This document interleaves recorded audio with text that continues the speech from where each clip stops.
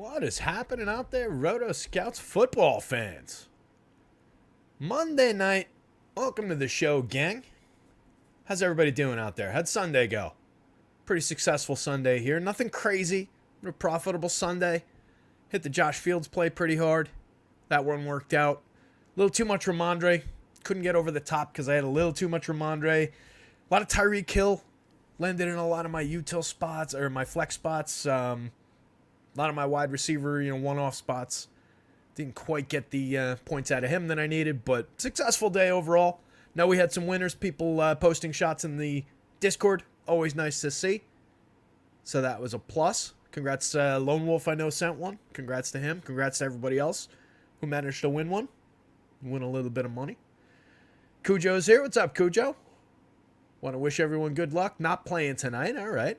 Just stopping by. Appreciate it. Hit the like button on your way out. Thanks for coming by, buddy. Good luck to you with whatever you might be doing tonight instead of playing. Interesting game. My New York Giants taking on the Seattle Seahawks at home. Should be a fair amount of passing. I would expect Giants kind of crippled in the running game with no Saquon. Dealing with Matt Breida, Gary Brightwell, Daniel Jones, for what it's worth, as a rusher. Going to be trying to throw the ball a little bit more. Seattle certainly allows plenty through the air. Seattle already throws the ball a ton. So it should be a fairly passing-oriented game. If Daniel Jones holds up his end of the bargain, it should be a good game for DFS. Should be a good showdown slate. A lot of scoring back and forth. A lot of action. Assuming that Daniel Jones doesn't hold up his end, Giants wide receivers don't hold up their end, might get a little ugly out there. But I do think we've got a fun one to talk through. A lot of interesting ways to put this one together for showdowns on both sides. We'll take a look at lineups again. I've got the lineup builder all up to date. Still can't get the formula right to make it red when I've got not enough salary left. For whatever reason, I can't figure that out. But I'll get it. And yeah, I mean, the basic formula is really easy, but then you got to factor in the per spot minus the minimum salary for the last spot. So it's times 3. I don't know. I was messing with it and I didn't get it right in the 15 minutes before the show that I was playing with it. Matt Pat's here. Matt's making a stand on Wandale. Not bad. Saw some targets. Saw some routes out of the slot. Definitely an interesting receiver in that offense. It's a mess at the wide receiver position for the Giants. There's just it was 5 guys saw at least 10 snaps, I believe was the number that I read, which is just absurd at the wide receiver position. But it should get more concentrated, hopefully, as they gain confidence in some of these guys. Guys like Hyatt kind of falling by the wayside. He's only seen a couple targets all year, handful of routes, but potentially the home run play that you don't necessarily want to leave out, especially on a showdown slate. It's a frustrating team to root for. Frustrating team to watch. Frustrating team to roster for DFS, especially with no Saquon there. But getting a decent projection on Danny Jones. He's got to throw it to somebody. Seahawks give up plenty through the air, give up plenty to the tight end position. There's every reason in the world, except for their talent, to believe that the Giants could have a good game here. Chat's filling up. Mike Palm, what's going on, buddy? Mike, good to see you. Fanatic's here. What's up, Fanatic? Arcathels is here. Zach asks how you can get the spreadsheet. You can't get the spreadsheet, Zach, but we'll be taking a look at the spreadsheet, and then all the data from the spreadsheet that you might need, the projections, are all up on the website. So just hit up Roto Scouts, and it's totally free of charge right now. So just pop over to Roto Scouts. You'll be able to access all of these lovely projections that are in those 2 highlighted columns for DraftKings and FanDuel. But you can't actually get your hands on the spreadsheet itself. Cool. Appreciate it, Zach. Welcome. Good to see you. Thanks for popping in. Hit the like button. Hit the subscribe. Seems like you might be new to the show, but hit the subscribe button so you know when we go live for future shows. Follow the @RotoScouts Twitter handle. Give us a little love over there. Like and retweet those things when they pop up. Helps us grow the small community. How do you determine the duplication projection? So when we're doing the lineup builder, so Zach was here the last time out. So duplication projections are, it's basically a product of ownership product. So I'm using a ownership from a different site, so that's why I'm not actually showing the individual ownership numbers. Right, I've got those blocked out. But what it's doing here, it'll calculate out the. This would be a bad lineup. So it's calculating out a unique number here based on multiplying all of the individual ownership percentages to get the ownership product. And then the formula for calculating the unique is 1 divided by the ownership product minus 1. So brackets 1 divided by ownership product, outside the brackets minus 1. And that gives you the 1 in X. So this terrible lineup I just threw together here would be 1 in 1,400 and duped 89 times. Mostly because Daniel Jones is ridiculously popular and he's like 40% owned in this ownership in the captain role. So. Discord link's been broken. Let me drop a new Discord link in there. Thanks for mentioning that. Those things expire and I never remember to update them, but I'll drop one into the chat right now. There you go. So yeah, especially Zach for for these showdown slates. As I've said before, to me, the uniqueness of my lineup is I trust that the way I do things, it's going to come together. I moved to the wrong Excel file here. Hold on, let me save this. Actually, you guys can't see that. To me, the uniqueness is as important, not more important, but I trust my process to get me to a well-constructed, well-projected lineup. I'm not going to have a lineup that projects for 5 fantasy points with guys, 4 guys who aren't playing. I'm going to have a good, capable lineup. So what I care about more is how many times is it going to be unique? How many times is it going to be duped? So that is why I use that. And in my process, that's why I go in and I carve out lineups that are less than 1 in 5,000. For smaller slates, I might go like the Sunday night slates have been a little bit smaller. So last night I was using under 1 in 3,000. I took out. I left a few additional ones, just also because just the way that the ownership was last night, I was just missing a lot if I went with everything out. Cujo says, "Welcome, you're welcome. Family's in town for Cujo. Thanks for everything you do. Had a 9th place finish yesterday. I had the wrong Cardinal wideout, so I didn't have the takedown. 9th is still good though. Hopefully a solid little payout there, Cujo. But enjoy the family, buddy. Appreciate you again. Appreciate you dropping by and just saying hi. Tizzle's here. What's up, Tiz? Dennis is here. What's up, Dennis Forgy? I saw a thing in one of the Discords. You're taking on J187 head-to-head in some baseball contest, then? Or was that just you guys were entered in a contest that nobody else was entered in yet? Looked like a big ticket head-to-head if it was a head-to-head. Anyway, let's get into this one a little bit. So 46-point total kind of supports the idea that there should be a little scoring, a little back and forth, mostly through the air, as I was suggesting. Just by the numbers, Giants right now giving up 7.2 yards per pass attempt. Seattle, 7.5 yards per pass attempt. Both of these defenses are kind of a sieve through the air, so you should be able to throw. It's just a question of what do we get out of Daniel Jones. He's typically better when there's no pressure, and Seattle's not good at gaining pressure on the quarterback, so there is that advantage. But no Saquon, obviously everything's going to be thrust against the pass.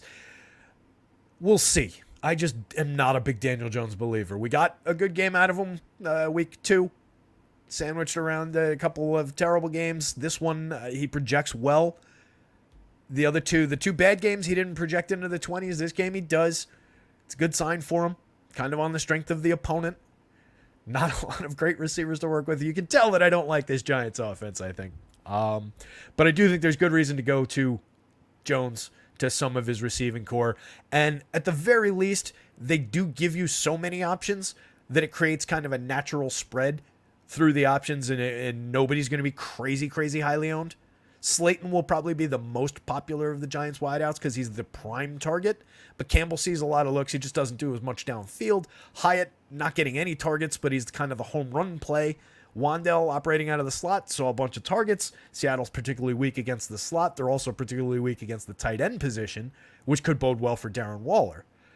Giants probably limited on the second tight end. I like going to second tight ends for showdown slates, as we've talked about a bunch of times. But Bellinger's seen 2 total targets in 3 games this year. He's dealing with a hurt neck, kind of question mark about even getting to a projection like this, if he even gets any looks at all. And he's really the only guy in the pipeline there for the Giants. On the Seattle side, you have a more interesting tight end situation, because you've got Noah Fant, the primary, and then Will Dissly, one of the backups, are both kind of banged up, both currently questionable as of the last news update that I saw. And you've got Colby Parkinson sitting there at cheap pricing around the industry, who could slip through the cracks if Fant plays, particularly if they both play, if both Dissly and Fant play. And Parkinson's been getting looks in the regular tight end role anyway. He's seen targets in every game. So as a cheap tight end, sneaky tight end, that might be our guy. That might be the one I look to out of these guys. Obviously, you've got 2 premium wideouts on the Seattle side. You've also got a very good running back, a capable, at worst, quarterback. Geno not projecting quite as well. Jones gets a little bit of additional boost of projection out of his legs, obviously. But Geno's got the better weapons in the passing game, no question. Better weapon on the ground. Probably both of Geno's running backs. Charbonnet is probably better than Breida, better than Brightwell. I would have to hope, otherwise that draft pick that they spent on him is totally unjustified. Kickers, defense, everybody's involved in this one. More likely to get scores out of the defenses, given the Vegas total, given the expectation of some passing. I would think that the defenses kind of get knocked off like they did last night. Looked okay, like an okay start for the Chiefs D last night, and then they got knocked off once the Jets. How about that Zach Wilson game, by the way? Outside of the fumble. Little minor breakout. Something to cling to for Jets fans out there. Still think they should trade for Cousins or Stafford if they can, but give them something to believe in anyway. So I think we could see that kind of a game again. You get into the 20s and the defenses really get knocked down a peg unless they turn around and score back the other way. Then obviously they get involved. If that's what we're looking for, we've got to favor the Seattle defense. Seattle's also much better at stuffing the run. 2.9 yards per rush attempt ranks them 3rd. Going into week 4. So coming into this weekend, they ranked 3rd, 2.9 yards per rush attempt versus the Giants, 4.2, middle of the road, 16th in the league. So plenty of upside on the ground for Kenny Walker. He's the primary. He's going to see most of the touches. But if you can get Charbonnet in there, 10, 12 touches, a little bit of involvement, he gets the right carries, gets one into the end zone, a little bit of a wrecking ball. So definitely an interesting second running back to have available. I think a lot less of the running game on the Giants side. On the kickers, you definitely do want to grab both of these kickers. They both project out fairly well, fairly aggressively, I would say. So I do think there's going to be some availability of points at the kicker position, especially on the Giants side. Seattle a little bit more adept at completing drives, working into the red zone and getting the ball into the end. Well, it's the same thing, isn't it? Completing a drive or working the ball into the red zone and scoring a touchdown are basically the same thing. Where the Giants leave a lot of drives short, give some opportunity to Graham Gano. I don't get crazy about putting kickers in the MVP position all that often. Captain position, they're not all that frequently viable. And I think in a game where we do expect some scoring from skill players, some scoring from the quarterback positions, I think you're probably better off not going to the kicker captain play. But definitely as a flex option, they're easily on the board in this game. Should be a lot of availability of points just kind of up and down these lineups. 8 games here. What's up, 8 game? Vic's here. Vic David Figueroa. What's going on, guys? Okay, so they were just the first 2 lineups that were in that 333. I haven't put a lineup into that yet, but I will probably join you guys in that. Since it's a 4-game slate tomorrow, I'll try and jump on early and do a baseball show, I guess. There's enough there to support a little conversation. What time's the first game? Main slate starts on FanDuel at 3:08. Presumably that's the same time. Oh, FanDuel. Way to support the playoff slate, FanDuel. 10K up top. Ridiculous. Yeah, if it's a 3 o'clock slate, maybe we do like a noon show. Don't hold me to it. No promises yet, but I will try. I hopefully corrected my sleep over the last 36 hours.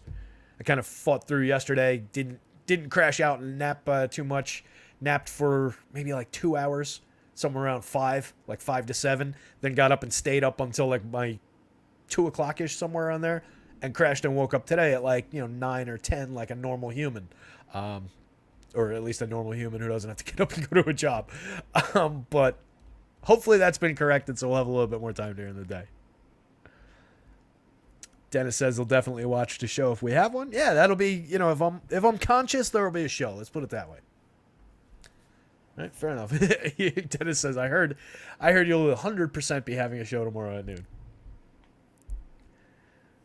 Vic says, how'd you do? I broke even on what, the main slate yesterday? I had a tiny little profit. Nothing crazy, but a profitable day. Couple specific things different. I also had what would have diversified my lineups, gotten me away from the big share of Ramondre, the big share of Tyreek that I had, would have been my Excel sim that I run, ended up failing. It ran, and then when I tried to move the data, it failed because there's like, I forget how many, like 15 million data points or whatever. And the file just went zip and disappeared. So I had to take it out of the normal sort rather than the sim. And the sim's purpose really is to, all right, these are your top X number of lineups, and it creates a little differentiation. It's not a true, ROI sim necessarily. But it helps me with differentiation, if nothing else. Yeah, McCaffrey was huge. I had a ton of McCaffrey. I wish that I had more McCaffrey in some of the slots that Tyreek Hill landed in. That would, when the flex position, that would have been a pretty big difference maker. But overall, couldn't complain. Fields, very nice day. A lot of the other plays, I had a ton of Josh Allen. Those were my top 2 quarterbacks by a mile on the main slate, and they both went off. They were the top 2 2 of the top 3 projected in the model. So good day overall, but not crazy, but encouraging. Good day. Things trending in the right direction. So let's get into some of the position by position. We'll get into some lineup building. I do want to, it's 6:47. The slate starts at 8:20, right? So we'll shoot for, I don't know, 7:15, 7:20, 7:30, somewhere in that neighborhood. As long as I have an hour-ish to make lineups. Mamba, what's up, Mamba? Thanks for the feel. Yeah, you're welcome, buddy. Thank the model. That's just numbers, buddy. But, I mean, that's numbers and me being completely, like, tepid about it. I was enthusiastic, I think, about, like, the idea of it, but I was really worried that it wasn't going to work out. And I don't know. I hate getting too over the top about plays like that. Like, I'm comfortable with me taking a ton, but telling other people to take a ton sometimes gets uncomfortable. But I'm very glad that one worked out. He obviously had a monster day. Washington almost beat yeah, that was another one I was happy about. I was talking that one up a little bit, the idea of the Washington passing game. They didn't end up throwing a bunch of touchdowns, but they had a good day, and Washington stayed in that game and kept that idea alive anyway of that stack delivering. So Danny Dimes drawing the highest projection on the board. Ignore I'm going to just hide these columns so I don't accidentally refer to them. I went back to look at what's going on with these fantasy points allowed versus position numbers that I was getting from unnamed site X, and I can't figure out what those totals mean. I put them in just thinking, and then I did the rankings, and everything, again, like we saw on the show the other day, everything about the lookup was correct. It's just the information wasn't jiving with the numbers that we were seeing. So I'm not going to refer to those until either they get straightened out or I figure out what's going on and figure out the correct way to rank what their numbers are. But we do have actual defensive data here. So Danny Jones, as mentioned, both these teams give up plenty through the air. Seattle giving up 7.2 yards per pass attempt. Giants right there, 7.1. 328 yards allowed through the air per game so far for Seattle. 5 touchdowns allowed for Seattle so far with a 9.2 yard defensive ADOT. Seattle doesn't really blitz that much, which is good news for Daniel Jones. Hopefully keeps them upright, gives them a little bit of time to deliver the ball, make a decision. 16.7% pressure. The Giants gain the same amount of pressure on a 53.1% blitz rate. They blitz at one of the overall highest rates in the entire league, but don't really gain any pressure because they're the Giants. Hurts them in defending the pass because they're going all out to get to the quarterback and then they fail to get to him. There is the idea that they might gain some pressure, might hurry Geno up a little bit, but Geno's seen pressure before. He's got some excellent wide receivers to work with. I really don't worry about the Giants' pressure in terms of what it's going to do to Geno Smith here. Komet did his thing yesterday for the tight end position, says Vic. Yeah, Komet had a day. Mama says he almost won the millie, but T. Higgins got both. Oh, man, that's brutal. If that would have been the difference, that sucks. Not sure why the Eagles decided not to blitz as much as they normally should have. Yeah, it's a lot of weird decisions going on out there. Definitely some strange coaching decisions, but that's the nature of the beast. I definitely think that there are Madden players out there in the world that would be better coaches for these NFL teams.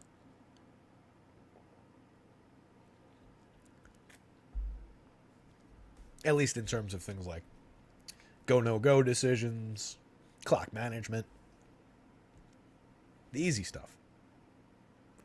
The actual, like, recognizing defensive schemes and changing things up on the fly and calling. That's the coordinator's job.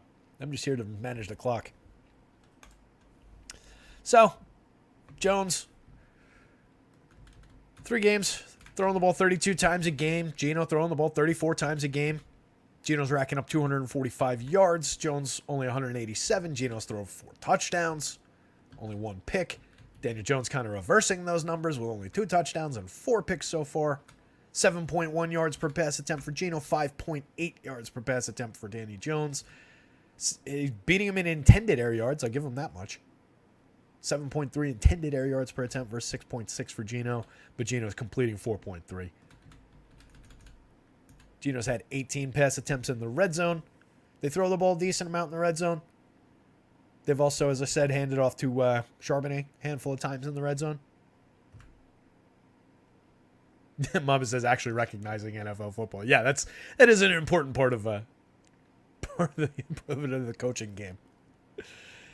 Jones throwing the ball 11 times in the red zone. He does run the ball a little bit. He's run one in so far. He's rushing 8 times a game, 107 yards, 4.5 yards per attempt. Geno, we're not looking to for rushing if he happens to run one in on a broken play or on a designed up and over or something like that. So much the better. But we're looking for Geno to throw the ball in. Jones pads his fantasy projection a little bit by that running. He will certainly have the opportunity to stand there, decide if he wants to throw the ball to one of his terrible receivers or his good tight end, and then take off if he wants to. It's Daniel Jones. I am not a believer. As a Giants fan, I am just firmly not a believer. But we'll have plenty tonight. He's crazy high owned, though. On both sites, he was the most popular captain, at least according to the site that I was looking at. So I think you make any other decision in your captain, your MVP spot, and you're probably gaining ground on the field. And Geno's easily the better of these 2 quarterbacks. He's working with the better receivers. So for my money, I'm going to have more Geno in the MVP spot on the FanDuel slate. I think that's a pretty easy decision to make. 15,000 versus 15.5 for Daniel Jones. I'll have plenty of Jones too. But if it's a above the field, below the field, I'll probably end up below the field on Jones and maybe above the field on Geno. On DK, it's a little bit different because of the multiplier, the higher salary for Geno. But I do think there's good reason to believe in Geno Smith a whole hell of a lot more than Daniel Jones in this game. The running back position is a total disaster for the Giants. Matt Breida, 82% of the snaps last week.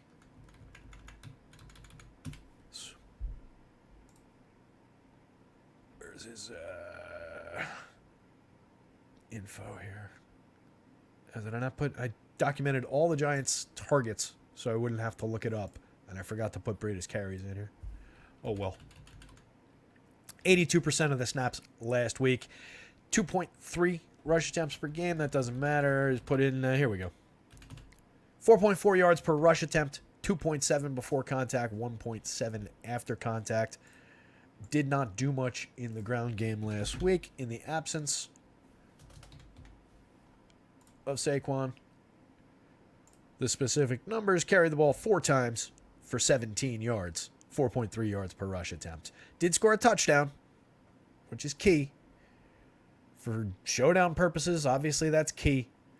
Will probably carry the ball if the Giants are inside the 10. He'll get at least one opportunity to carry the ball in if it's, not Danny Jones throwing the ball away and into the arms of a waiting defender first. But very limited option.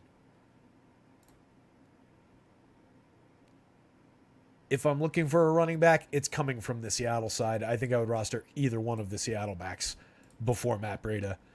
And then Gary Brightwell, just kind of a non-factor here. Brightwell, 4 carries for 5 yards last week. Did have 3 targets. So, let me go back to... Breida was targeted 3 times. So they each got 4 carries and 3 targets. So it was kind of an even split despite the difference in the snaps. There is that support for the idea of maybe going to a little bit of cheap Gary Brightwell if you need him. But there's really did not deliver any results. Not really such a talented runner. 4,800 is the reason to go to him on DK. 8,000 is the reason to go to him on FanDuel. Give me those same... I have to change the flex to ZZZ and then resort the thing so that the flex pricing comes up at the top. It's really fun. So, I mean, Mama's in on Breida. I mean, I'll have some. Don't get me wrong. I don't love paying $11,000 for him, but I'll have some. $16,000 on the other side for Kenny Walker. A $5,000 difference between the 2 starting primary running backs in this offense is pretty key. But he's also going up against Breida, going up against a stout Seattle rush defense. 2.9 yards per rush attempt, 79 yards a game, giving up 1.67 rushing touchdowns. That can't be right. Is it? Yeah, it's a per gamer. Giants giving up 2 rushing touchdowns a game, 138 yards a game, and 4.2 rush yards per attempt. More talented running backs going up against the weaker defense. These 2 guys will definitely be more highly owned than these guys. Ignore Eric Gray, by the way. Punt returner hasn't carried the ball. So these guys will be the more popular guys because they're the better running backs, because they're going up against the weaker defense. They've got the much better opportunity. So for DFS reasons, there are good reasons to go to Breida and Brightwell. They're just not all that talented. They're behind a pretty weak offensive line, going up against a pretty good rush defense. But yeah, because they'll be a lower owned, significantly cheaper showdown slate, poach me that touchdown. That's all I'm looking for. And it just came through. Confirmed Giant Saquon Barkley will be inactive tonight. Inactive, if you didn't catch that. If I didn't enunciate. Saquon is not playing as expected. So yeah, for DFS, we can absolutely get on board with those guys, but I do not expect much. But give me those same 4 carries and 3 targets, and make one of them near the end zone, and I'll take my chances in a showdown. On the Seattle side, last week, 51% of the snaps for Kenny Walker. Charbonnet up to a season high 43%, also a career high. On average, 32% versus 58%. 15 carries a game for Kenny Walker. 5 for Charbonnet. Kenny Walker's gotten the ball in the end zone 4 times already this season, gaining 4.3 yards per rush attempt. Charbonnet right there, though, 4.6 yards per rush attempt so far. As I mentioned, he's also carried the ball 5 times in the red zone. Walker drawing 3 targets a game. Been targeted once in the red zone. Always a good sign for a running back when he's getting looks in the red zone. So primarily, I'm going to look here as the guy with the biggest expectation, the most probable guy, but he's also going to be super popular. He's very, very obvious to go to, and he'll be in a ton of lineups. Charbonnet, fewer snaps, definitely a known commodity. He's a name that people know. He's going to be somebody that people are putting into lineups, but he won't be nearly at the popularity of Walker. He won't be nearly at the popularity of the wide receivers, probably of Darren Waller. He falls below all those guys in terms of how highly owned he's going to be. Against a bad rush defense, kid with some draft pedigree, kid who they've given the ball to a handful of times already, seeing an increasing workload week to week. I think there's good reason there. Alan S. says the Seahawks shut down the Panthers rush game last week for what it's worth. Yeah, and so could chat. Panthers rush game, not all that impressive. But yeah, I didn't go like game by game to see what each team was was allowing. I'm just going by the overall season numbers. But there is probably more talent in that Carolina rush game than this Giants rush game right now. Oh, wait. I shouldn't do this on this tab.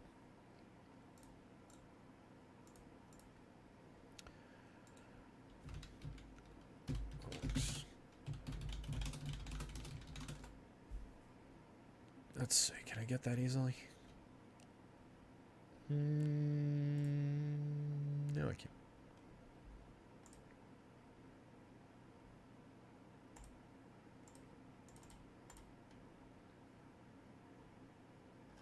Yeah, I don't have the game by game handy. But yeah, I mean they're a good running game, just a good rush defense overall. I mean the 2.9 was what did I say? Fourth? 2.9 yards, third. 2.9 yards per rush attempt. So yeah, just a good rush defense overall.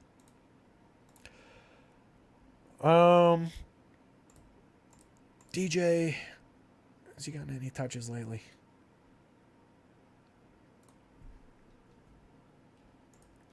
Let's see.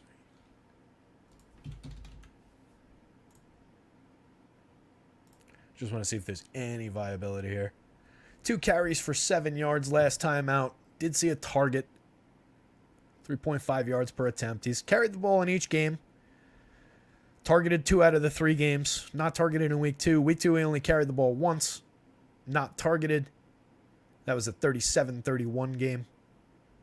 The game against Detroit. Very, very, very minimal involvement for DJ Dallas. But for 200, 300, you're not putting him at captain, I wouldn't think. But for 200, you could get a guy who's going to touch the ball 3 times. Do with that information what you will. Eric Gray, like I said, hasn't touched the ball in the offense, but does return punts and kicks.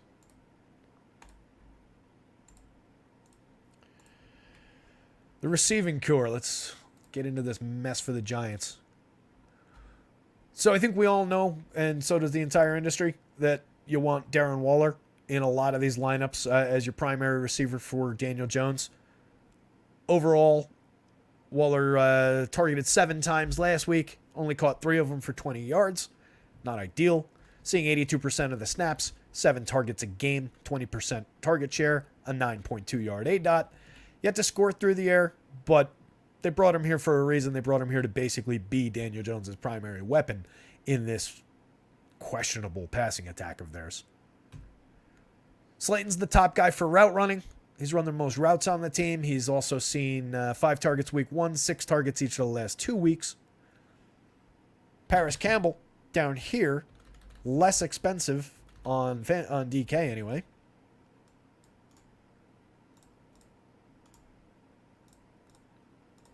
This is where the pricing goes back and forth too. So Paris Campbell on DK is less expensive than Wan'Dale. On FanDuel, he's more expensive by $1,500 than Wan'Dale, but he's less expensive than Slayton, which makes sense.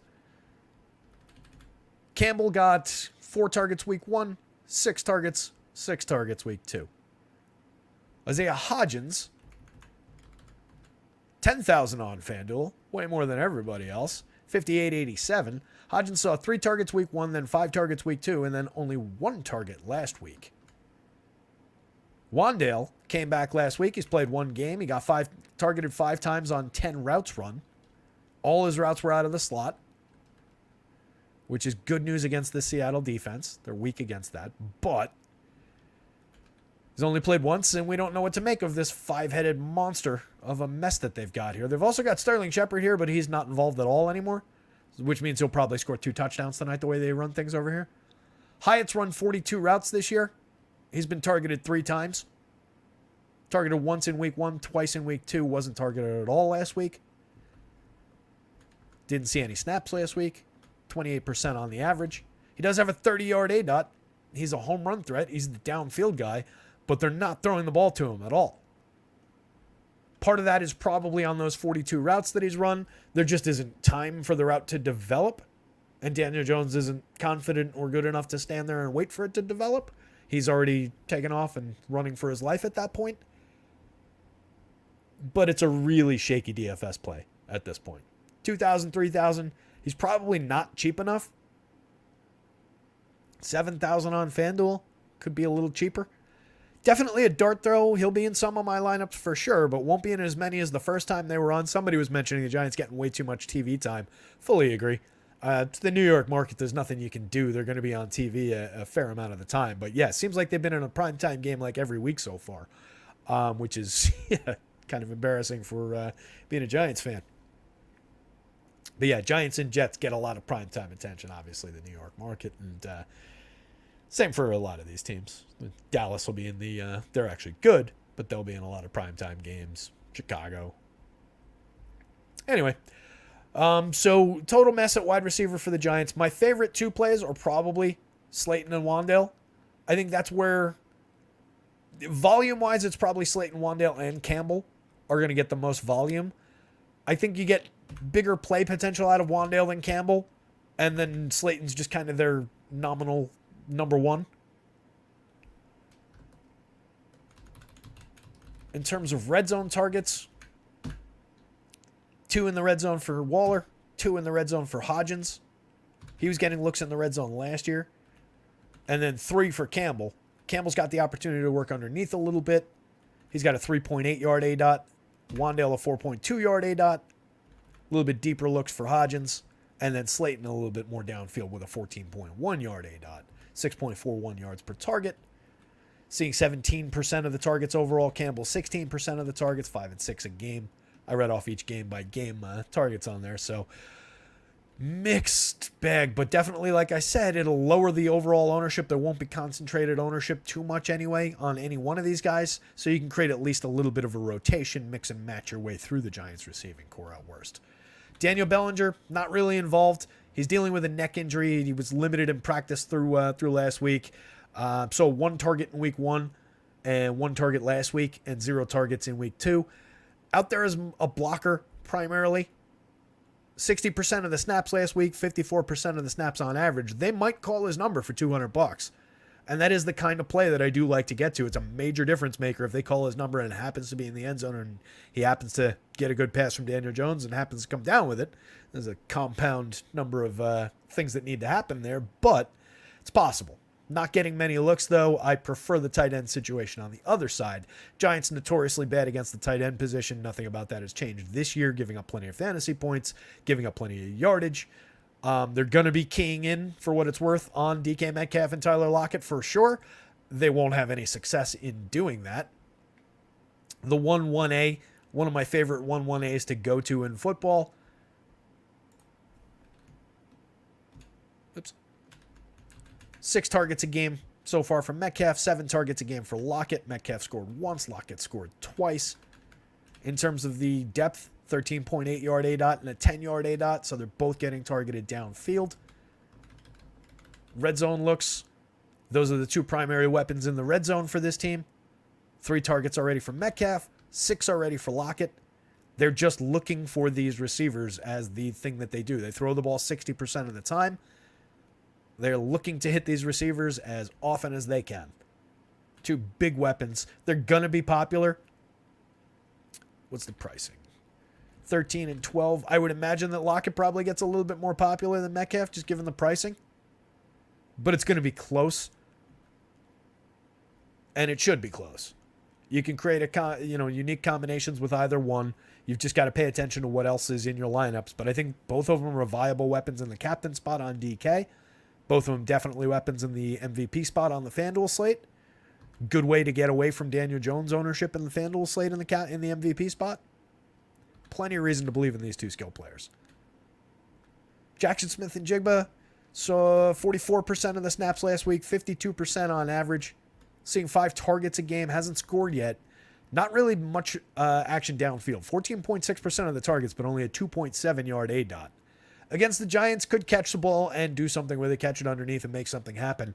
And a talented kid that they want to get more involved. So there's reason to believe that he could take a step forward this week. He's seen 2 targets in the red zone against a pretty mediocre Giants defense that's not very good against the pass, that's not gaining any pressure against the quarterback, despite sending everybody at him. That could create a situation. They're on the 15. They blitz heavy. They're covering these two guys in the end zone, and all of a sudden, Smith's wide open at the 5, catches the ball, wanders his way into the end zone. I can see that happening. I can see that happening more than once to this Giants team. Especially if their tight ends aren't out there. I haven't seen the confirmation. We probably do have it. Anybody got the confirmation on Noah Fant, Will Dissly? Either way, as I was saying at the top of the show, I do think that Parkinson's kind of interesting. He's seen 2 targets week 1, 3 targets week 2, and 4 targets week 3. You've got Dissly banged up. You got Fant banged up. There's reason to believe that he's going to get a couple targets, if nothing else, for 800, 1200 on DK, 6,000 on the FanDuel slate. When I'm looking for a second tight end, all 3 Seattle tight ends are in. So for me, that kind of bodes well for the Parkinson news then, because I can still go. I would have gone to him anyway. What was? Let me see here though. So Dissly week 1 saw 2 targets. Week 2 saw 3 targets.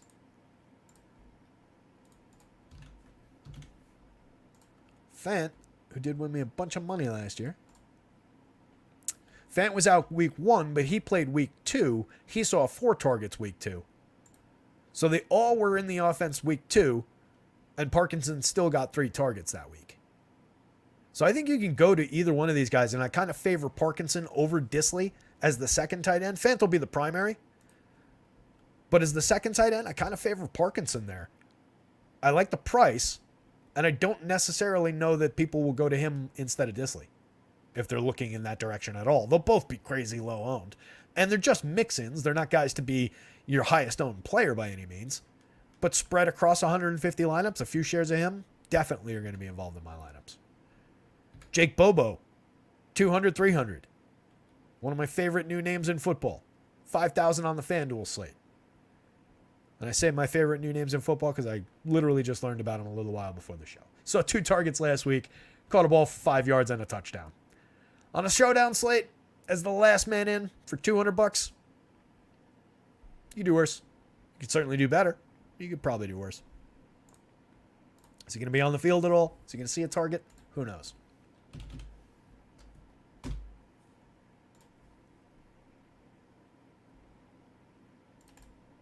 Apparently he created buzz late in training camp. He's 25 already? UCLA. He's 6'4". Big guy. Bodes well for the idea of some red zone targets at some point. I think that was a red zone target, right? No, it wasn't. 3-yarder. How the hell was it? Whoops. How did he catch 1 pass for 3 yards and a touchdown if it wasn't in the red zone?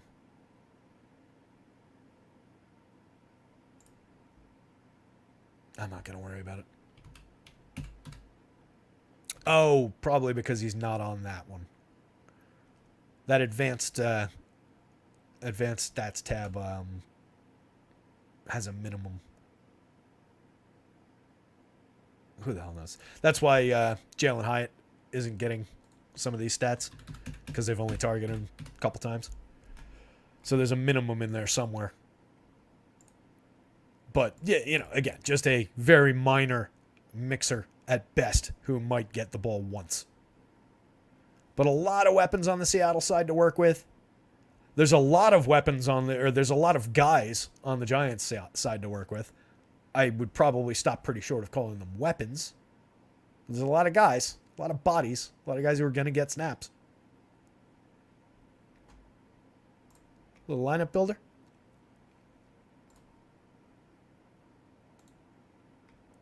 Yeah, Larry, I didn't see anything yet from the team, but I saw that the word in the post anyway yesterday was that they told Casey that they want him back. And Casey and Boone are like best friends. So if they brought Casey back, the thinking is they wouldn't bring Casey back if they weren't bringing Boone back. But I hadn't seen, if something came out from the team specifically, I hadn't seen it yet, but kind of sucks to me. Yeah, Jake, I'm on board with the Charbonnet thing. I like that idea. So let's take a look at some Giant stuff, obviously, or some lineup stuff. We're obviously not putting in some Saquon Danny Dimes is going to be super highly owned. I think it pays to look at one of these receivers. Let's go with the more expensive of the two Seattle receivers in the captain spot. That, of course, puts us wanting Geno in. Now we got 6,700 per. So you could say, like, oh, why don't we go, like, Waller probably be a little bit popular.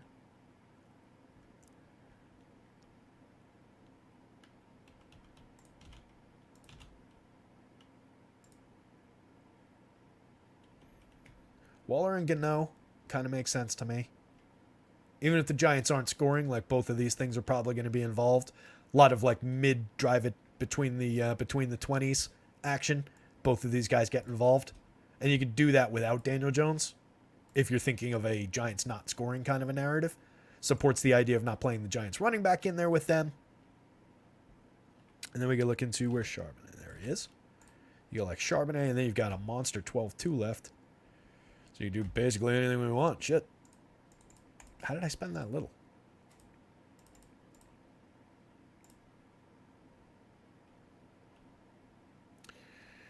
I didn't mean to leave that much on the table. We could go both running backs. Dupe 0 times, unique 0. The fuck?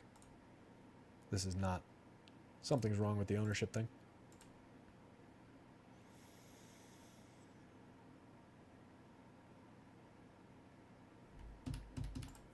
Cool. I love when shit breaks that I didn't even touch. Why would it not work this week?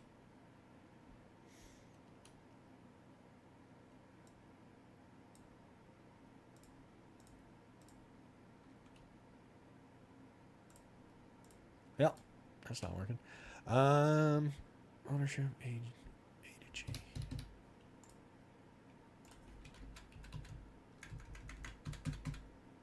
Because you put it in the wrong column, dummy. Apologies to our friends at RG. It was not my intent to show their ownership on the screen. Look away.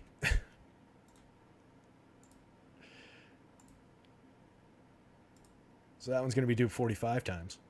I had a feeling it would be a little bit more popular than 0.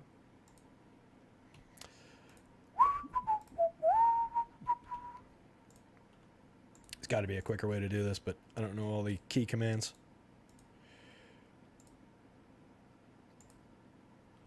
Oh my god, come on. Hey, there we go. All right, so that one's obviously leaves a fair amount of salary on the table, but is going to be pretty popular there. So let's see what we can do to make it a little bit, spend a little bit more, make it a little bit less duped. I kind of like the dual backs there. Can we get Danny Dimes in there? No, obviously not. But then you could go those guys. So if you went like that, you had 68. You got a lot to spend there. So you got like Breda in there. Whoops. That's popular, though.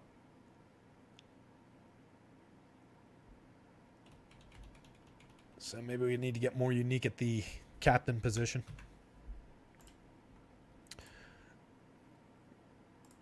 You go off the reservation. Go Charbonnet captain.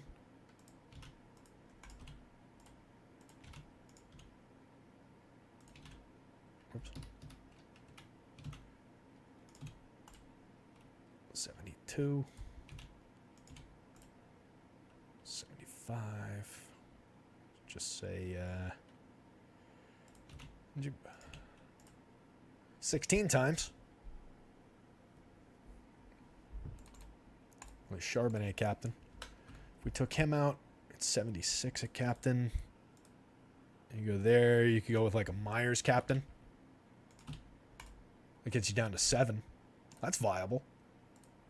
Not great, but viable.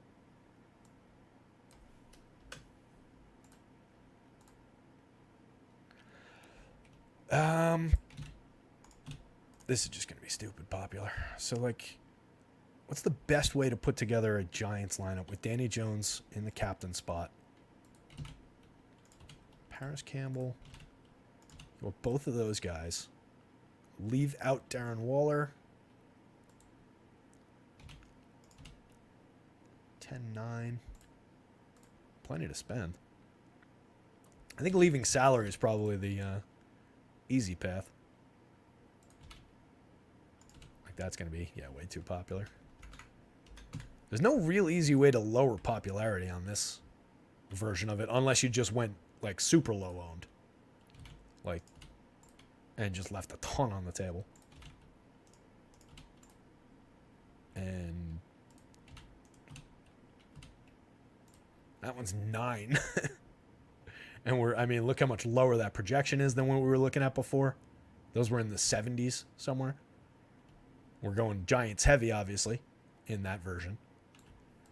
But let's say there's 14K remaining, so let's take Gano out and put in anybody.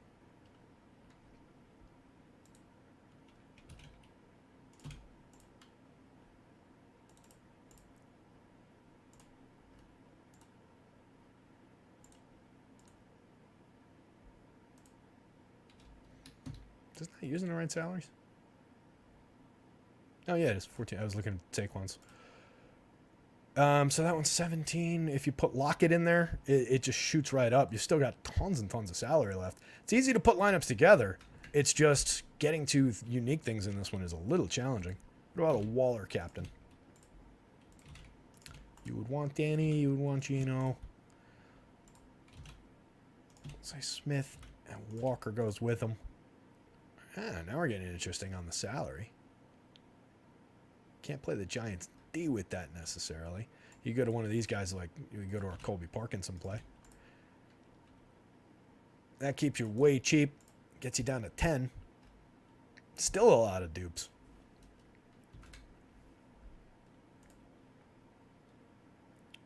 Can't afford DK, but you can afford Lockett with that one.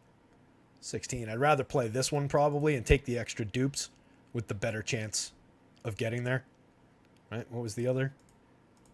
Instead of Jackson Smith, where it's 10, take the additional upside of Lockett there, I think, and just you sacrifice a couple of dupes or a couple of possible dupes. Like there's no lock in here. There's no guarantee that that's the case. Patterson says Wandale's going to have 7 receptions with a, I don't know why you just used your last name, Matthew Patterson. Matt Pat says Wandale's going to have 7 catches with a long ball most likely included. I would love to see that. Can we get some Wandale capping going? Go Wandale, so you'd probably want Danny with him. And we'll support the idea of a passing game. And since everything's cheap, you can go to, let's go to DK this time.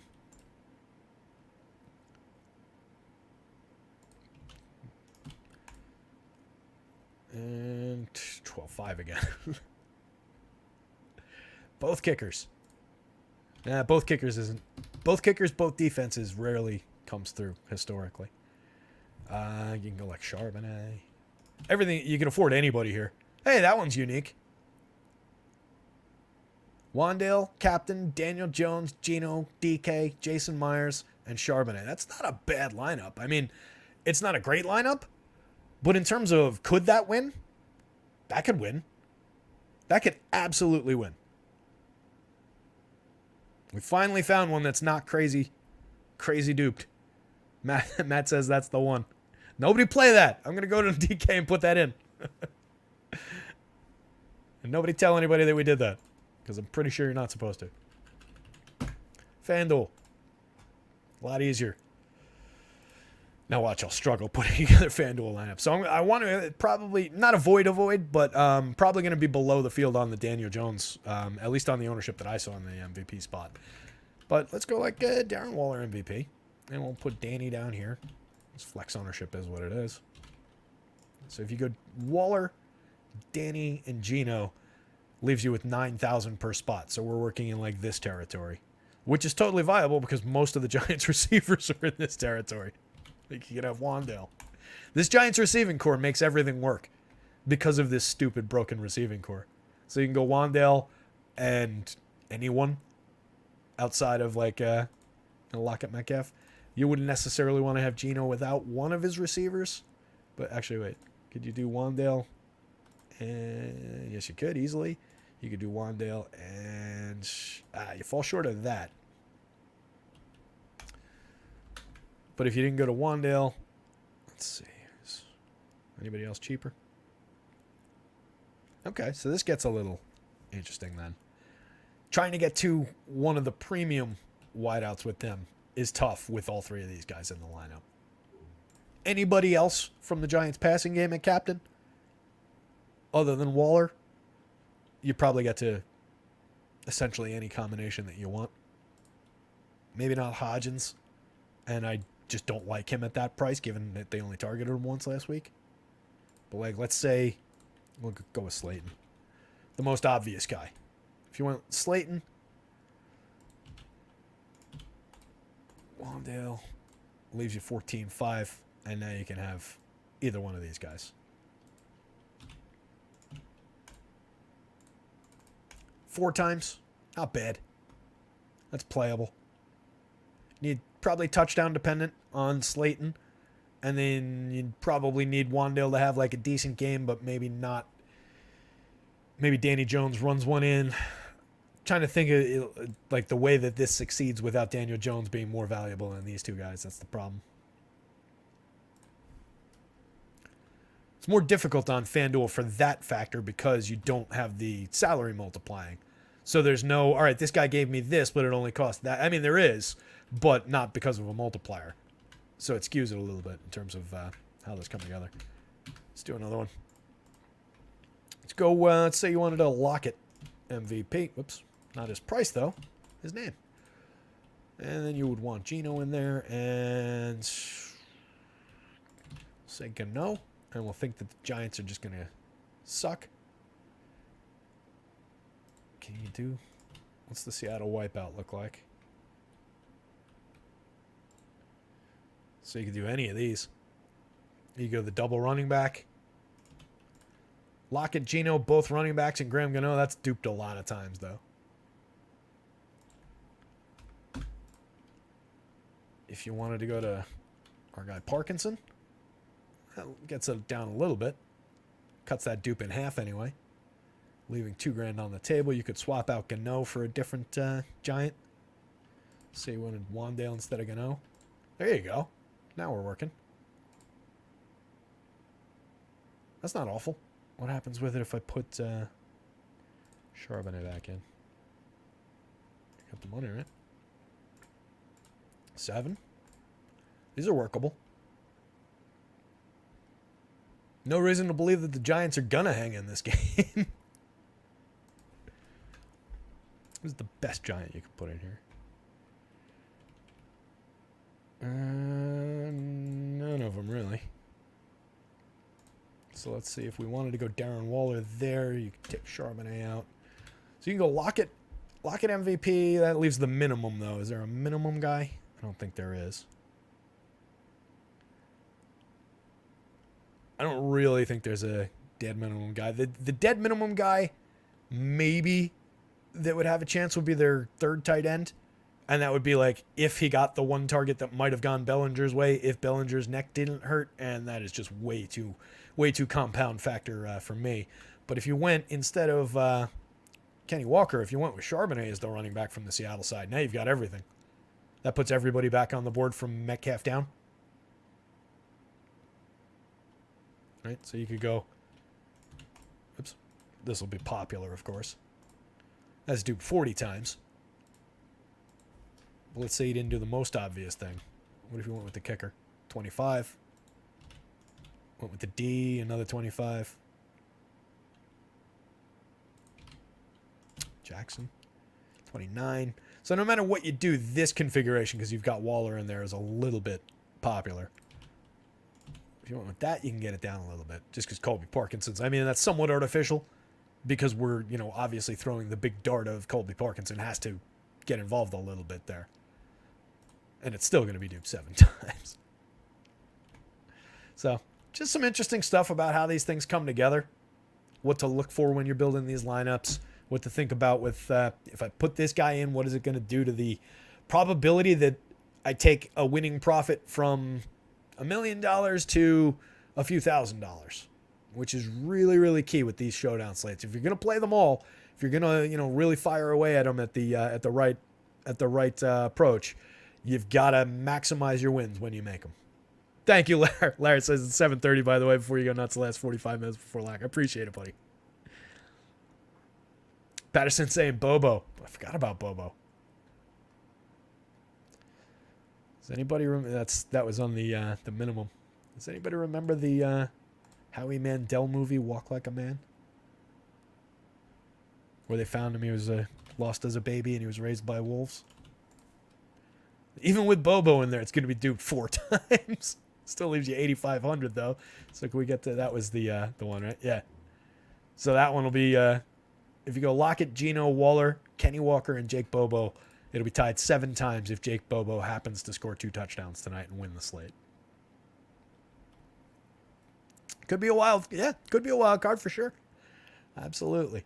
With that, guys, as Larry points out, it is after 7:30, and I've got to get some lineups built. So we did an hour here, and a bunch of people hung out and watched the show. Appreciate it. Hit the like button for me. Hit the subscribe button for you so you know when these things pop up. We'll be doing some football content during the week. We'll probably throw together a baseball show tomorrow, but stay tuned. And with that in mind, guys, good luck. Time to go win something. I'll see you.